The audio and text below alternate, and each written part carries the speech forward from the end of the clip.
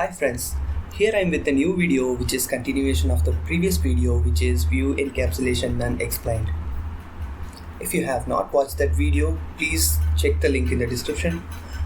And in this video we are going to see how we are going to use ngDeep with some real-time example. And before that, if this video is helpful to you, give it a like and also subscribe to this channel so that you will get notification whenever I upload a new video. Let's move into the topic. So this is continuation of the previous application, and I have made a small change in this application where I have added a component which is some library. And in this HTML I have added a paragraph tag with the class some class, and also I have added some style for this some class, and now I am going to add this component in both page 1 and page 2.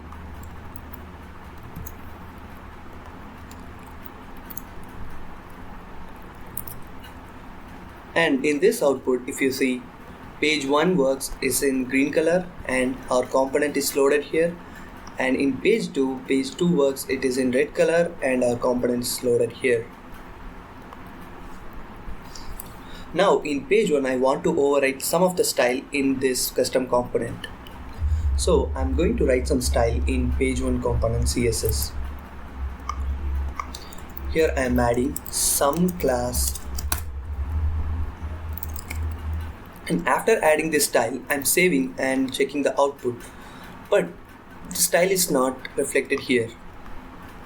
I'm going to inspect this. Here if I see, there is no style which I added in the page 1 component.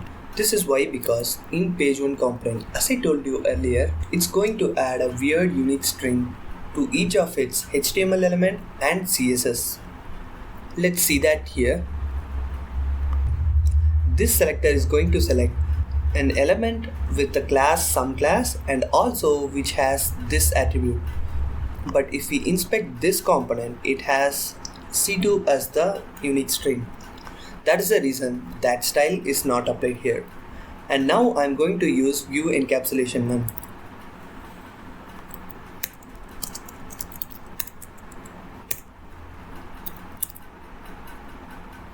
As I save this file, I'm getting expected output here.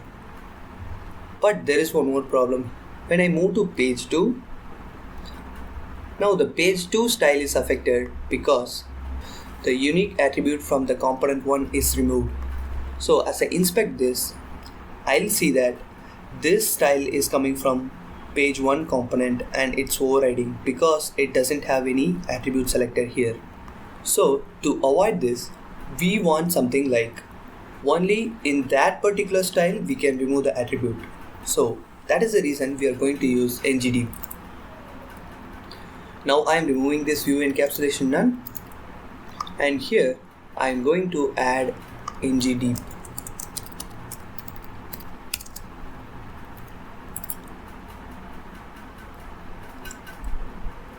So after saving that, the style is getting affected here, and let's see what happens in page 2. The page 2 works remains red in page 2, but the style is applied here. Let's check the style inside the head tag. Here, after ngDeep, whatever style I add, it's not going to add that unique string as attribute selector.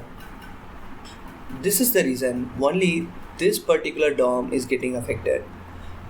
And one more thing to notice, now you want some style in page 1, but you don't want that in page 2. We have one more feature in our Angular application which is called :host. So once I save this, I'm in page 1, this style is affected here, and when I go to page 2, this is not affected. This is why, because :host is going to replace with a unique string which is the attribute of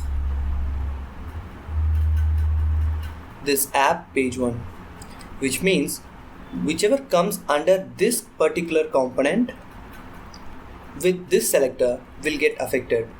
And I'm going to give you one more scenario which you may find in real-time application. I have added this app sum library twice in the page. I'm going to get this component twice, but I want to affect only one of this component. So in that case, what I'm going to do is I'm going to add a class or ID for this particular component and give some style for this, and I'm going to change the selector in the CSS file.